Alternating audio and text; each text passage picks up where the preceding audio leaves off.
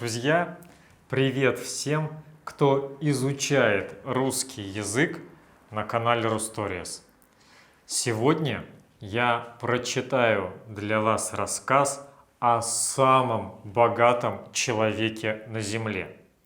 Но сначала я хочу напомнить, что справа от меня, как всегда, будет текст на русском языке.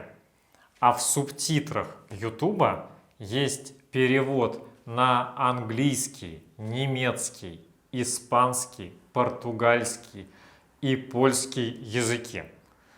Просто выберите в настройках YouTube удобный для вас язык и включите субтитры. А я начинаю рассказ.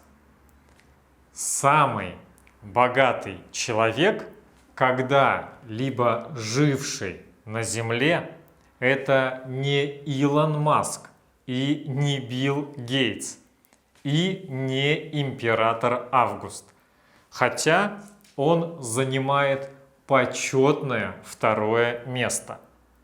Самый богатый человек в истории был настолько богат, что всего несколько дней поездив по Каиру, он обрушил всю египетскую экономику.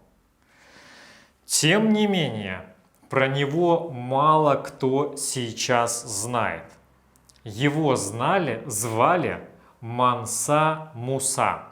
Он был африканским королем, который жил в XIV веке в Западной Африке.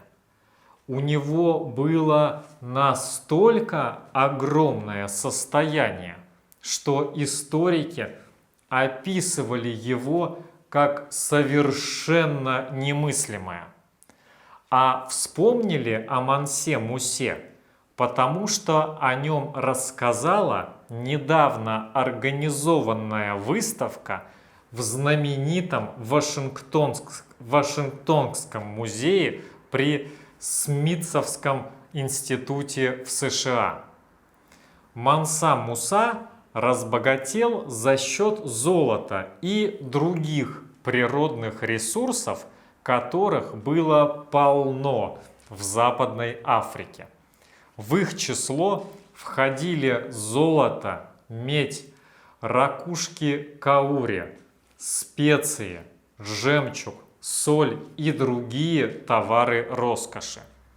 А еще Муса хорошо знал, как зарабатывать деньги. Исследователи до сих пор не уверены, было ли его богатство действительно таким огромным, или его современники преувеличивали. В некоторых из историй, например, очевидцы рассказывают, что в Каире он потратил столько золотых слитков, что экономика страны рухнула. Могли ли очевидцы, жившие 700 лет назад, ошибаться? Возможно. Тем не менее, ученые смогли посчитать, во сколько состояние Мусы можно было бы оценить сегодня. По их мнению, сегодня этот человек был бы обладателем 400 миллиардов долларов.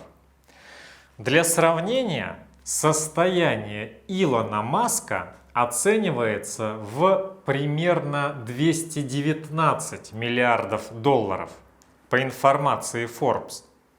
У Билла Гейтса есть всего примерно 104 миллиарда долларов. Манса Муса родился в 1280 году в государстве, которое называлось тогда Малийская империя. Империя Мали состояла из территорий, на которых сейчас располагаются такие страны, как Сенегал, Гамбия, Гвинея-Бисау, Буркина-Фасо, Мали, Нигерия, Мавритания и Чад. Когда родился Манса Муса, империя Мали уже была очень богатой. Но только когда Манса Муса отправился в паломничество в Мекку, он стал по-настоящему известным и прославился как самый богатый человек всех времен и народов. Манса Муса отправился в паломничество в Мекку в 1324 году. Он вез с собой столько золота и драгоценностей, что это повлияло на области, через которые пролегал его путь. Например, на египетский Каир. На них это сказывалось еще в течение нескольких лет после того, как там проехал Муса. Согласно преданию, у Мусы с собой были тысячи слуг и рабов, а также множество верблюдов и золотых слитков. Поэтому Манса Муса даже появился в каталонском атласе 1375 года. Каталонский атлас – это знаменитая португальская карта мира, созданная в XIV веке.